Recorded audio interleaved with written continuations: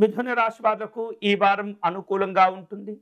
అనారోగ్య సంబంధమైనటువంటి బాధలు సమస్యలు అన్నీ కూడా తొలగిపోతాయి. ఉల్లాసంగా వ్యవహరించగలుగుతారు. పిల్లల చదువుల విషయాలు కలిసి వస్తుంటాయి, సంతోషాలను ఇస్తుంటాయి. ఆత్మవిశ్వాసాలు కూడా పెరుగుతాయి. సంఘంలో ఈ వారం మంచి గుర్తింపు గౌరవాలు ఏర్పడుతుంటాయి. ప్రయాణాల వలన లాభాలు పొందుతుంటారు. ఆధ్యాత్మిక దైవ చింతన కార్యక్రమాల్లో పాల్గొంటారు.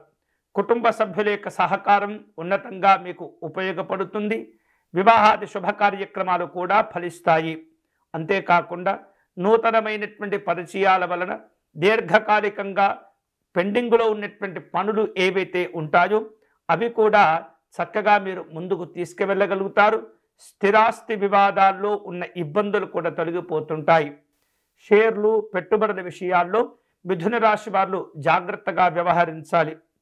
అనవసరమైనటువంటి ఖర్చులకు ధనాన్ని ఉపయోగించకుండా భవిష్యత్తు అవసరాల కోసం కాస్త నిధిని ఏర్పాటు చేసుకునే ప్రయత్నం చేయటం వలన విశేషమైనటువంటి శుభాలు పొందవచ్చు.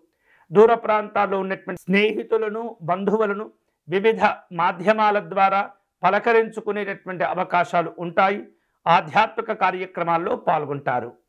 ఈ వారం మిథున రాశి వారు శుభకరమైనటువంటి ఫలితాలు పొందేందుకై ఆంజనేయ స్వామి వారిని ఉపాసించటం, ఆంజనేయ స్వామి వారి యొక్క అర్చన నిర్వహించటం మంచిది. వీలైతే కనుక ప్రతిరోజు హనుమాన్ చాలీసా పారాయణం చేసుకోవటం మరీ మంచిది.